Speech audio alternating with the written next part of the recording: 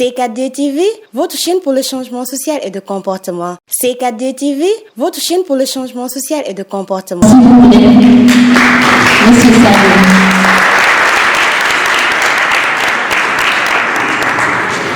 Avant de lui donner la parole, nous allons faire sa biographie.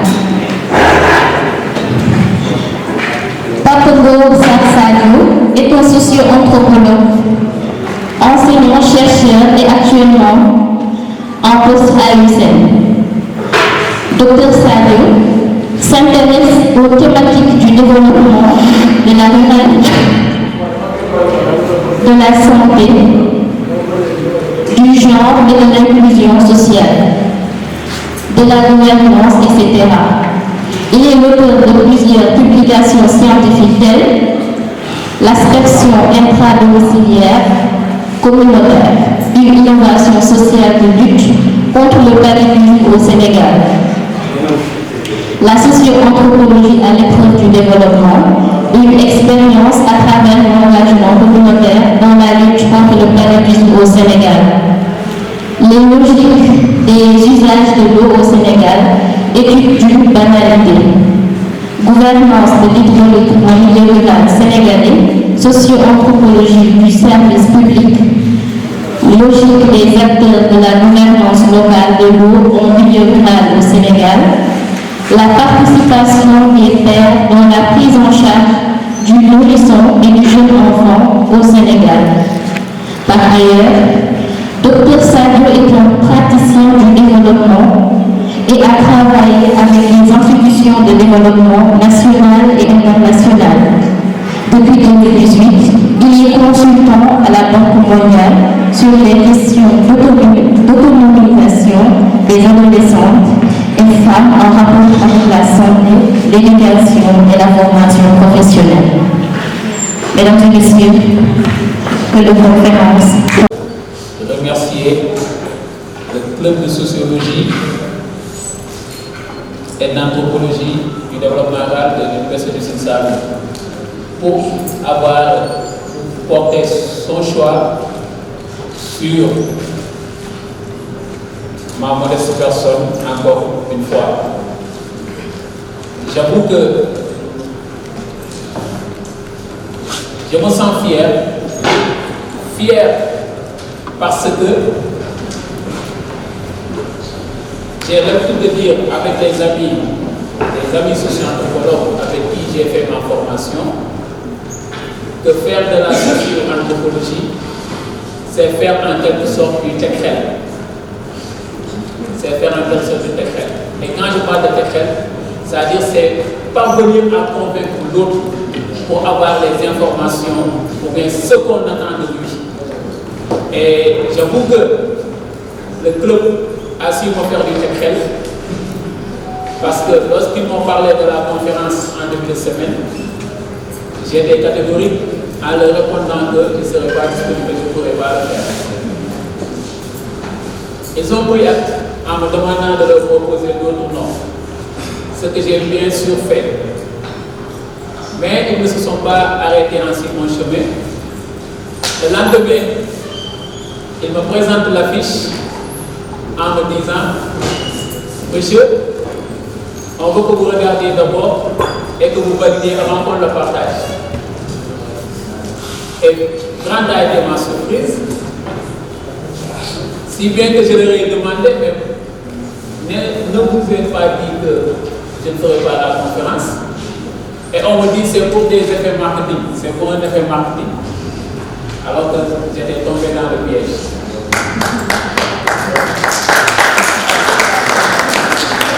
Mais j'avoue que c'est un honneur. Parce que,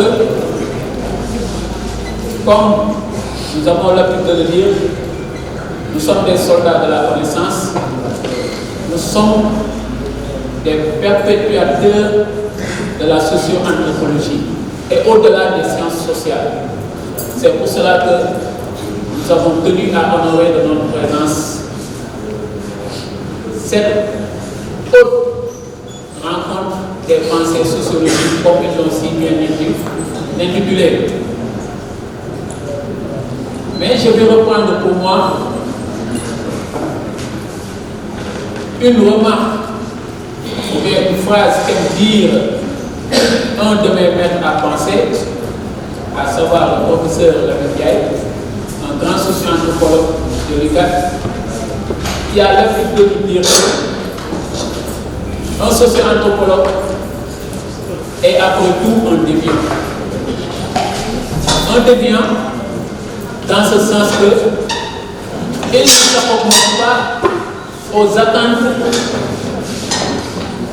des populations.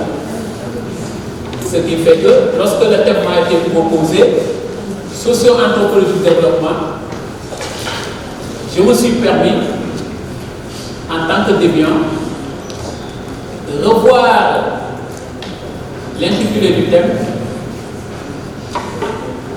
en parlant des sciences sociales du développement. Pourquoi les sciences sociales du développement? Nous sommes conscients que dans cette assistance, il n'y a pas que des socio-anthropologues.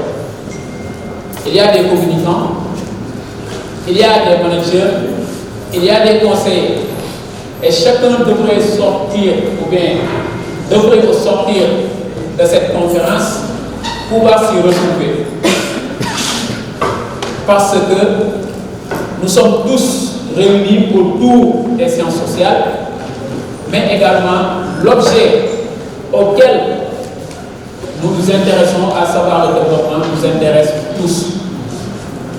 Ainsi, parler du développement revient à revisiter un concept qui est complexe, qui est multidimensionnel, mais également qui est multifonctionnel.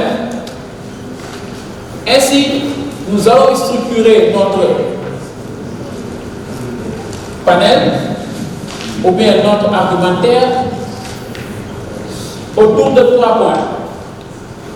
Le premier point va en fait nous permettre de revisiter le concept du développement, son évolution, sa définition. Ensuite, le deuxième point nous permettra de revoir ce qu'on appelle ou bien d'analyser la relation entre le développement et les sciences sociales. Si on sait que, bien sûr, à l'entame, les sciences sociales ne se sont pas intéressées au développement en tant que tel. Ça, nous y reviendrons. Enfin, dans la troisième et dernière partie de notre présentation, nous allons revenir sur une application pratique des sciences sociales dans le monde du développement, en prenant en compte une de nos publications que la présentatrice a abordée ici, la socio-anthropologie à l'époque du développement, l'expérience de l'engagement communautaire dans la lutte contre le paludisme, ici dans la région de Kaffrine, notamment à Malem Hodar. Mais je m'en fais faire un petit rappel. Je ne suis pas là pour faire un cours. Donc, ce n'est pas le professeur qui parle, mais c'est un penseur, une personne qui a sa propre lecture et qui n'engage que moi, que vous pouvez partager ou pas, mais qui est appelé à être discuté dans la salle. Et c'est ce que nous attendons de vous. Donc, pour revenir sur le concept de développement, on se rendra compte que le développement est un concept qui, dès le départ, est lié aux penseurs économistes et date de ce qu'on appelle de la révolution industrielle. Cette révolution industrielle qui est marquée par l'avènement d'un processus continu d'accroissement de l'activité économique. Et c'est en ce sens que d'ailleurs que les penseurs se sont focalisés sur des analyses notamment centrées sur le marché. Parce que nous nous rappelons tous que cette révolution industrielle a consacré ce qu'on appelle la naissance du capitalisme. Et qui parle de capitalisme parle de marché. Donc, c'est l'étude des marchés qui a intéressé les économistes d'alors, notamment sur les conduites des producteurs individuels, mais également sur le comportement des consommateurs et enfin sur l'instabilité du capitalisme, parce que le capitalisme, comme étant une doctrine économique également, a connu des soubresauts. Et c'est cela qui a d'abord motivé les économistes à s'intéresser un peu au développement, mais sous une perspective économiciste surtout, mais également évolutionniste. Et au même moment est apparue la thèse de Karl Marx portant sur le marxisme, qui a élaboré une théorie sur l'impérialisme qui permet de mieux comprendre ce qu'on appelle le sous-développement, même si ce n'est pas son objet premier.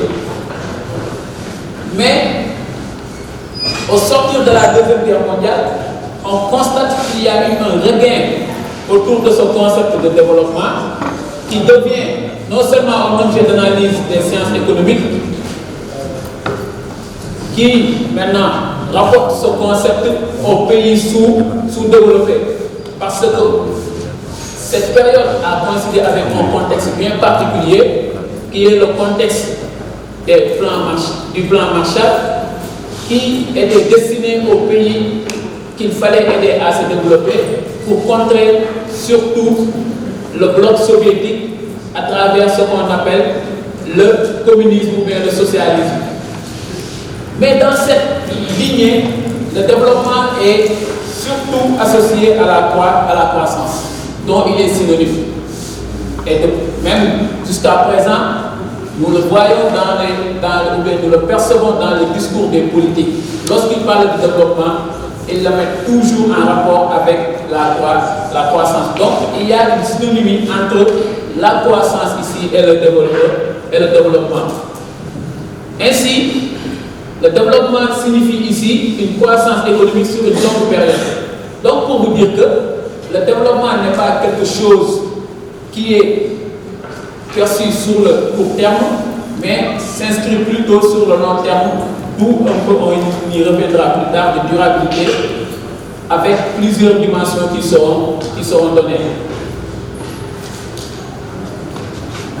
Toutefois, les économistes vont un peu plus tard distinguer le développement de la croissance. Ainsi, François Pérou définit ainsi la croissance comme étant l'augmentation soutenue pendant une ou plusieurs périodes longues d'un indicateur de dimension pour une nation, le produit global net en termes de réel. Vous entendez souvent, lorsqu'on parle de croissance, on parle de produit intérieur brut. On dit que le produit intérieur brut sera de deux chiffres. Donc, si le produit atteint les deux chiffres, on est rangé dans la catégorie des pays avancés. Tandis que, toujours François Pérou définit le développement comme étant la combinaison des changements mentaux et sociaux qui rendent la nation apte à faire croître cumulativement et durablement son produit réel global. Et c'est là où c'est intéressant. On verra que dans cette définition, il parle de changement. Donc, changement mental, donc rapporté à l'individu, mais également de changement social rapporté à la société tout entière, mais il intègre non seulement, Jean-Ronald Legoudet, dans la littérature du développement, des notions telles que autonomie ou développement autocentré, développement endogène, développement solidaire, développement communautaire, développement intégré, développement authentique, autonome et populaire durable, développement humain, développement harmonisé, développement participatif, développement global, développement local, développement territorial, éco-développement, endodéveloppement, ethno-développement, développement socialiste, etc., etc. Donc vous voyez que au concept de développement maintenant est associé plusieurs épithètes, un peu pour prendre en compte les réalités socio-culturelles, pour prendre en compte les valeurs socio-culturelles. Et tous ces qualificatifs démontrent de la nécessité de prendre en compte les nouvelles dimensions dans le processus du développement qui doit profiter à l'ensemble des populations. Il apparaît à travers ces expressions la dimension idéologique qui suggère des objectifs à atteindre, de même que les voies pour y parvenir. Cette dernière dimension de la définition nous permet d'envisager la relation entre ce concept, c'est-à-dire le développement et les sciences sociales. Donc, dans cette partie, comme je vous l'ai dit tantôt, nous ne sommes pas là pour faire un cours, nous n'allons pas revenir sur les théories, un peu qu'on a vu, que vous connaissez déjà. On ne va pas également revenir sur la définition des sciences sociales. Également, je pense que vous allez préparer cela, parce que le temps nous est compté. Mais nous allons beaucoup plus insister sur la relation entre les sciences sociales et le développement. Donc, comme nous l'avons dit tantôt, parlant de la dimension socio-culturelle du développement, lorsque les sciences sociales ont porté leur intérêt sur l'étude des sociétés et des hommes, elles ont également porté une analyse sur le développement qui, à travers les définitions et les orientations qui ont été mises plus haut dans la définition, est censé apporter un bien-être à ces sociétés et à ses membres. Donc, le développement est censé apporter le bien-être à la société et à ses membres. Et les sciences sociales également s'intéressent à ces sociétés et à ces individus-là.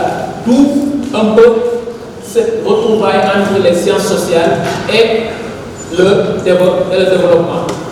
En cela, en fait, il y a une relation étroite entre le développement et les sciences sociales, mais cette relation a connu des mutations au cours de l'histoire.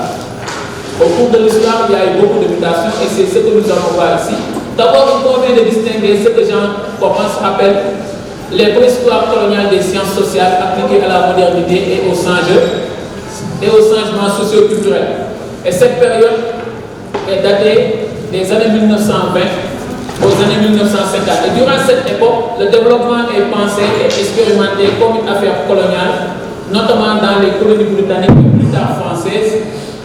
Et à cet effet, l'anthropologie sociale en voie d'institutionnalisation et de professionnalisation se penche sur la gestion politique, administrative et démographique des populations coloniales africaines et asiatiques. Et ce qu'il faut retenir ici, c'est le pragmatisme et le sens profond de l'investigation empirique qui permet de décrire les effets de ces politiques et la nature complexe, contradictoire et conflictuelle mal connue des sociétés colonisées elles-mêmes. Il y a ensuite, dans les années 1950, c'est le deuxième moment, dans un contexte marqué par la décolonisation, des luttes de libération nationale et de conflits Est-Ouest, pour ne pas dire de guerre froide, le passage d'une sociologie de la situation coloniale, décrite par Georges Balangué, à celle d'une sociologie du sous-développement et du développement, mais beaucoup plus dans une perspective macro-sociologique comparative entre les sociétés globales. Donc ici, on était dans une certaine logique des sciences sociales qui sont avant tout des sciences comparatives. Donc, grâce au recours aux sciences sociales empiriques, on assiste à une évolution des analyses d'un point de vue marxiste qui place le développement sous le prisme de l'opposition capitalisme, socialisme, objet central de nombreuses préoccupations, comme nous le dit Samir Hamidou. Et l'intérêt porté sur le développement, ici localisé, donne un avantage à l'anthropologie dynamisme et marxiste qui se concentre alors sur les modes de production pré-capitalistes et par conséquent sur la diversification des voies vers le développement. Comme je le disais tantôt, c'est durant cette période qu'on a vu l'apparition de beaucoup de théories, on ne va pas s'y attarder, mais on a les théories marxistes, les théories de la radicalisation, les théories basées sur le développement autocentré. Donc cette période se termine vers la fin des années 1970. Et des années 80 aux années 2010, marquées notamment par le contexte politique des instruments structurels et les crises multiples qui s'en sont suivies, constitue une période de constat des échecs de la modernisation et de la fin d'un évolutionnisme simpliste. Les sciences sociales passent ainsi de l'étude sociétale à celle organisationnelle. Donc les sciences sociales ici ne s'intéressent pas que maintenant à l'étude des sociétés, mais essaient d'analyser les organisations de toutes sortes, marquées par le repérage de nouveaux acteurs du développement et l'analyse empirique de l'État-providence. Les effets des politiques structurelles sur les sociétés font qu'on passe du développement à l'intervention humanitaire, puis à la reconstruction institutionnelle, notamment à la remise en cause ou bien à la relecture de ce qu'on appelle de la gouvernance, qui prouve ainsi la réactivité des sciences sociales. Donc, comme on dit, les sciences sociales sont des sciences qui s'adaptent au contexte. Et quelqu'un comme Jean-Pierre Olivier de Sarna nous parle notamment de ce qu'on appelle de la revanche du contexte. Et ça, c'est important. Et cela montre surtout la réactivité des sciences sociales. La réflexion méthodologique prend ici une importance conséquente dans le domaine de l'expertise, de la faisabilité des enquêtes et des évaluations. C'est le cas par exemple de la notion de participation qui est devenue un nouveau modèle épistémologique tant pour la réflexion analytique que pour l'élaboration des projets. Donc ici, à travers ces analyses, surtout sur l'organisation, on voit l'importance que prend certaines notions telles que la participation. Non seulement ce concept est important dans l'analyse, mais également dans l'élaboration des projets de développement. À l'état actuel, c'est-à-dire la période dans laquelle nous étudions depuis 2010, avec les crises multiples et multiformes, les crises, on n'en parlera jamais assez, ou bien on n'en parlera jamais assez. On a vu les crises sanitaires à travers Ebola et la plus récente Covid. Il y a eu la crise financière de 2008, il y a eu la crise politique, etc.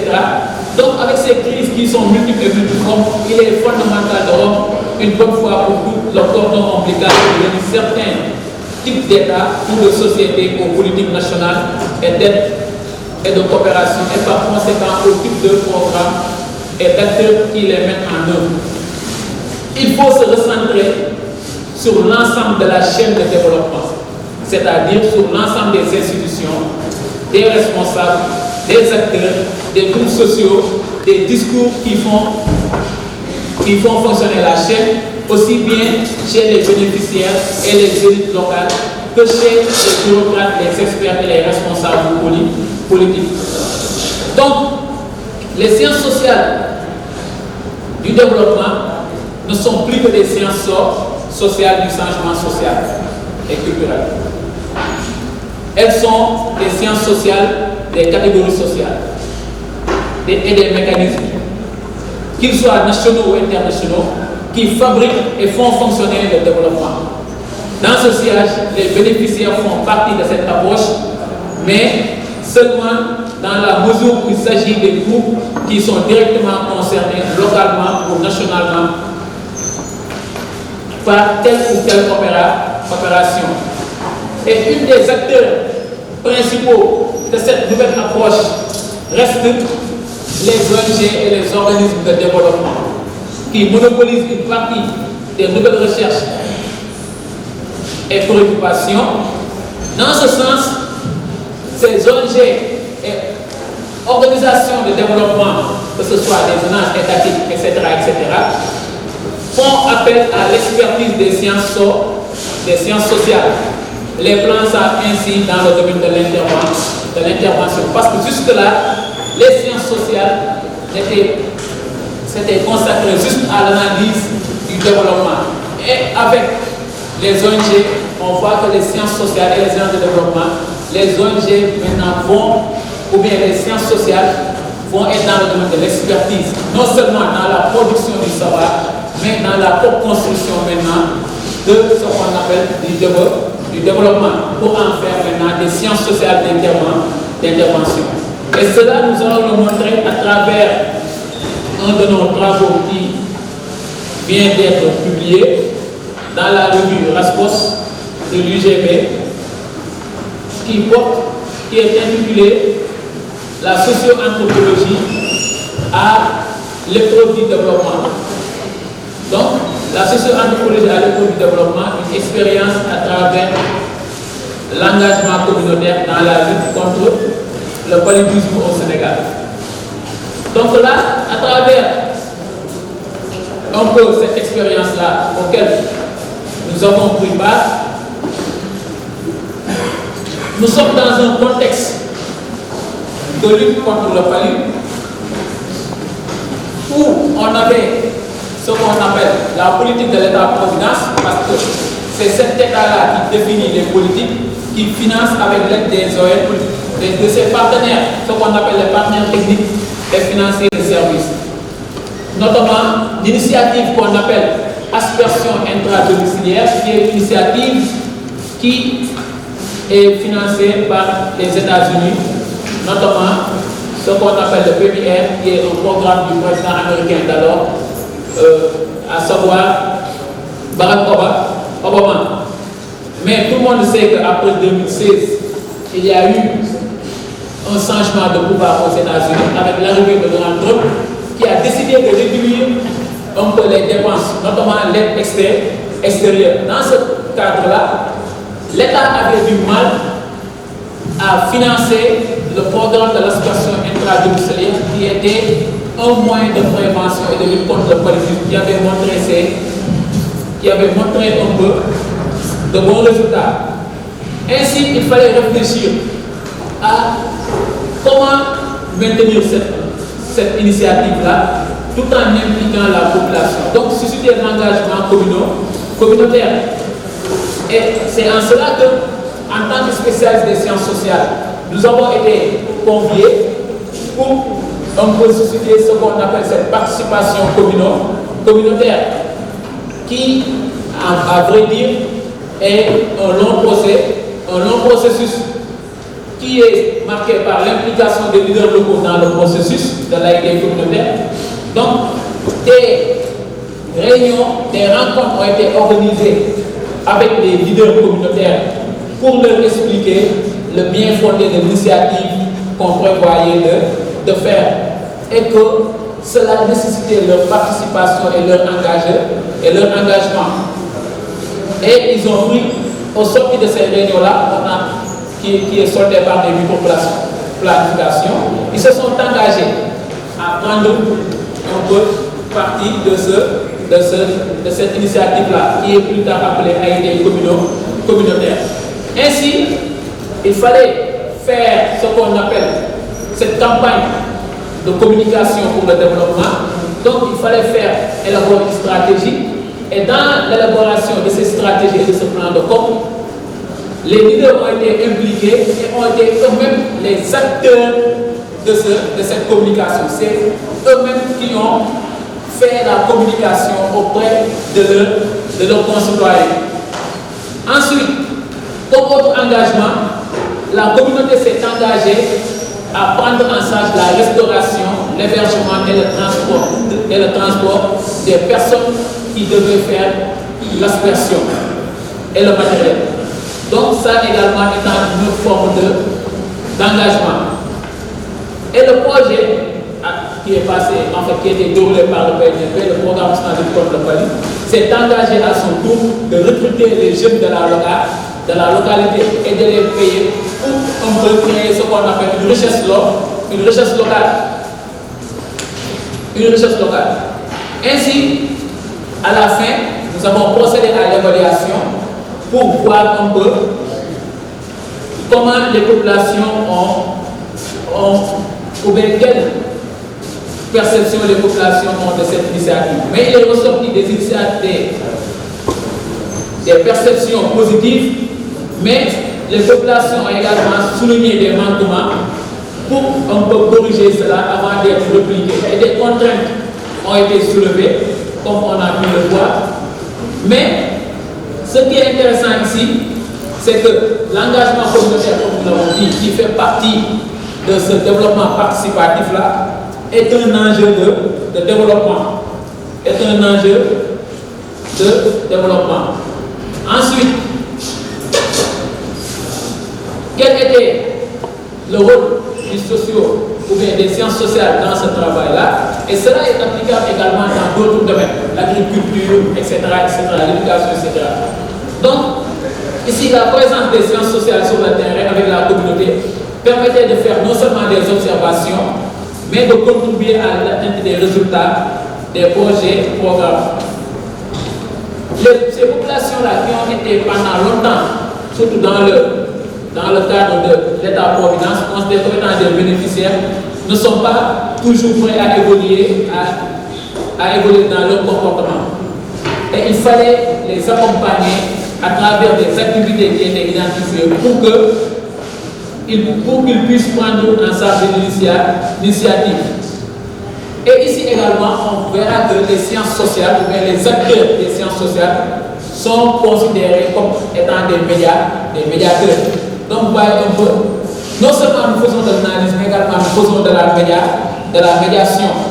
Nous sommes des experts du socio-culturel. Donc, on est souvent sollicités par les développeurs pour des éclairages et pour une expertise.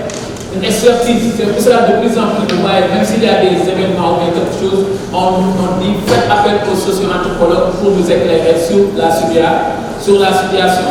Donc, ce qui précède montre surtout la place et l'importance que les sciences sociales occupent dans le monde du développement.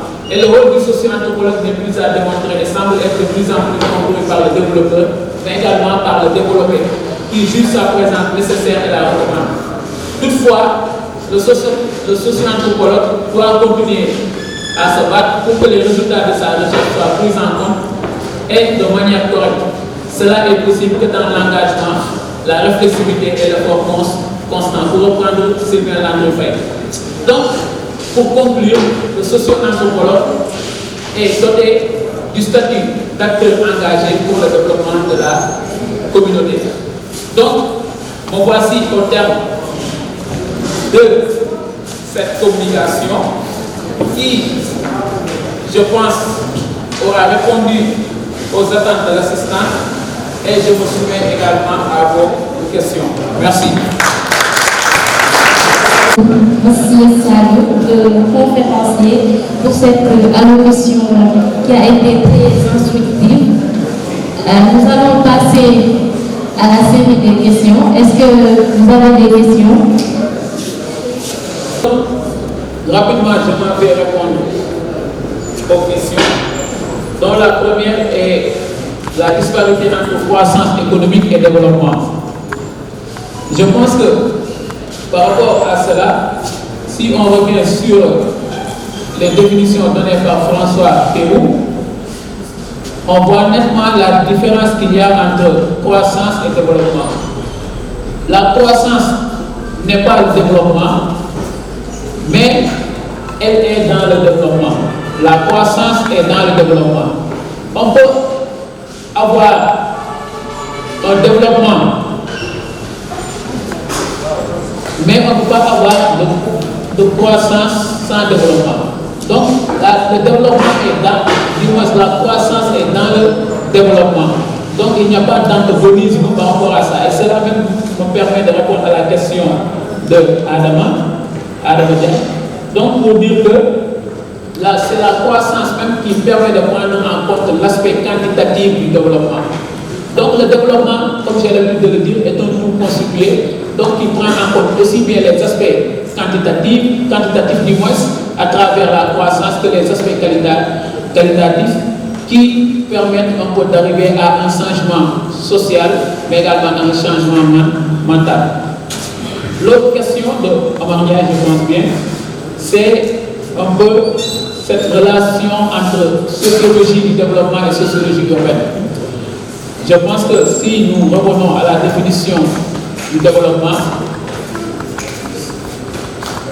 on a dit que le développement, s'intéresser au développement, c'est s'intéresser à tous les aspects de la vie sociale. Donc, la sociologie urbaine, en fait, on peut la considérer comme étant une sous-entité de la sociologie du développement. Ce n'est pas pour rien qu'on parle de développement territorial ou même de développement local. Parce que c'est du développement qui est territorialisé, c'est du développement qui est pensé par les acteurs au niveau local. Ces acteurs peuvent aussi bien provenir du milieu rural que du milieu urbain. Donc, toutes les activités qui sont prises ou bien qui sont mises en œuvre dans le milieu urbain pour le développement n'est que pour le bien-être du moins n'est que du développement et donc est étudié par la sociologie du développement. Les questions d'aménagement urbain, etc. reflètent le développement parce qu'il parle du moins de l'aménagement urbain, parlera aussi bien d'électrification, parlera d'accès à l'eau, parlera d'assainissement et tout cela en fait requiert et même ce qu'on appelle de la notion d'espace et tout cela en fait requiert relève des comportements des acteurs qu'il faut comprendre et cela également est objet de développement. Donc la sociologie urbaine peut être comprise dans la sociologie du développement. Donc la sociologie du développement pour vous dire est applicable partout. Maintenant par rapport aux échecs des politiques publiques, est-ce qu'il n'est pas possible que les politiques en fait soient issues du bas? Mais je pense que c'est ce que nous disons souvent. Souvent on entend l'adage dire que tout ce qui se fait pour moi et sans moi est contre moi. Le développement est endogène d'abord. Mais ce développement endogène n'est réalisable que s'il y a des moyens suffisants.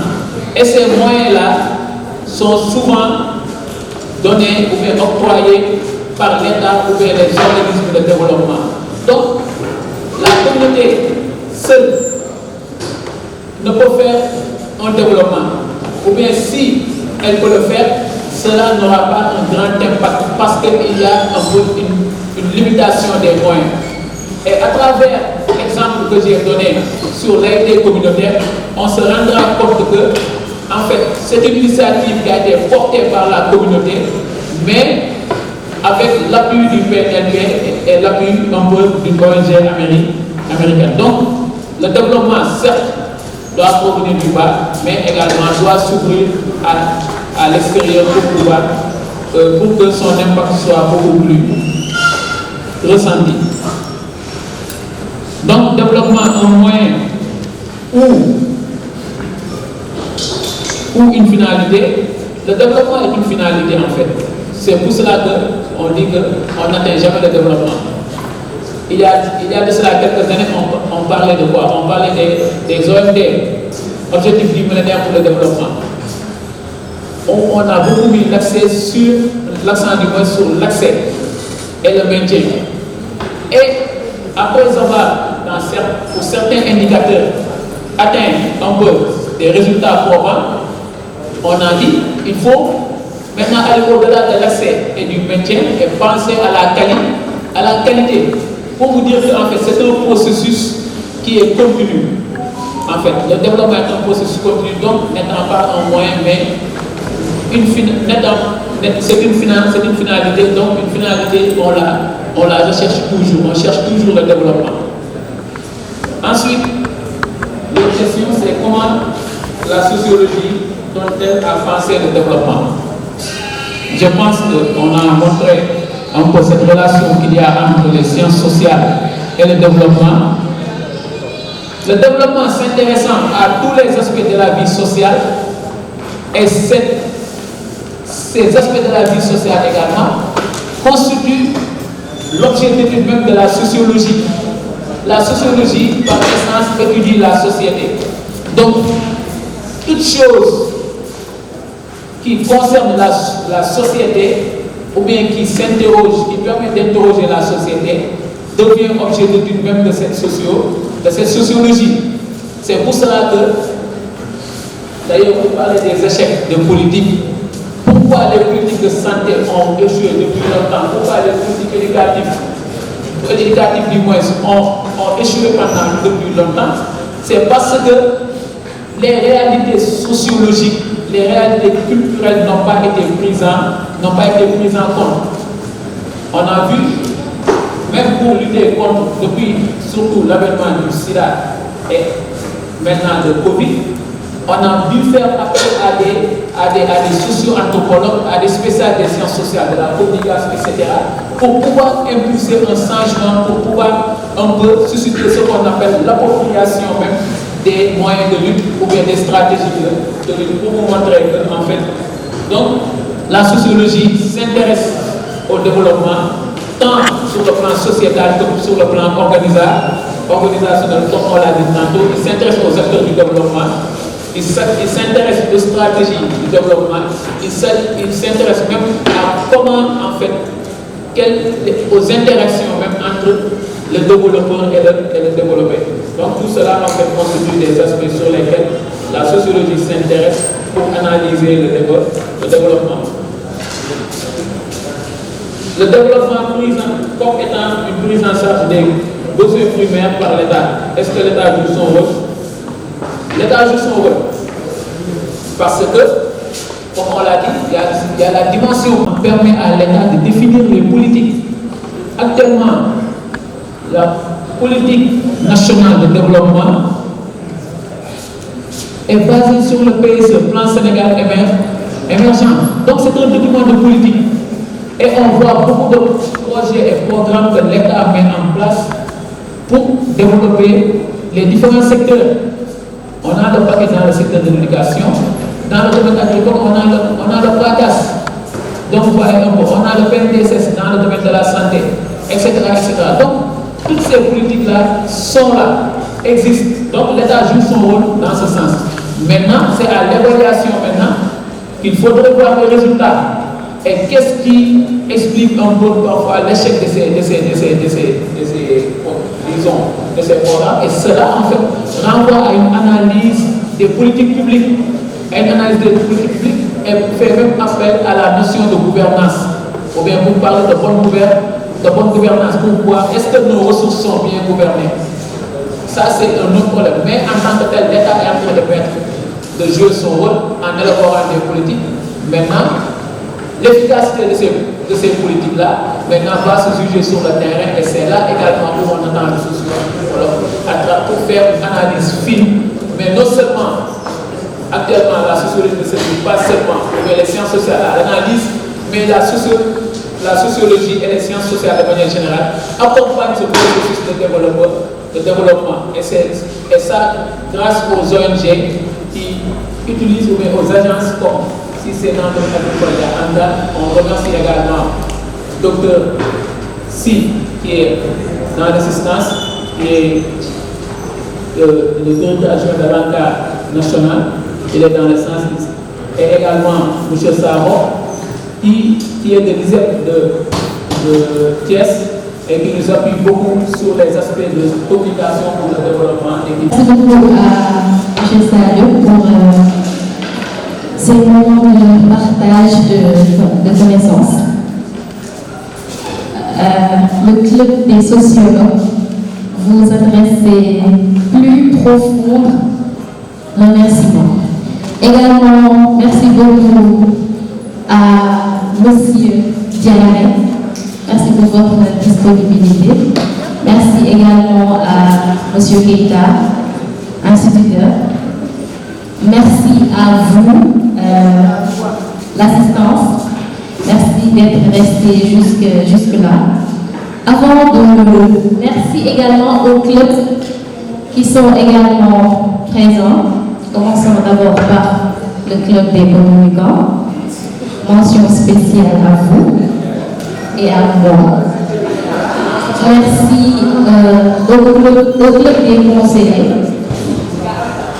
Mais non, ce n'est pas encore terminé, ne partez pas. Merci au club des conseillers. Merci au club des managers.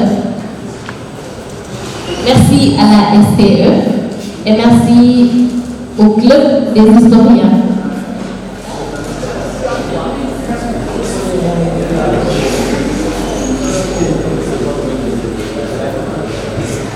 Merci beaucoup à la première promo de l'UCED.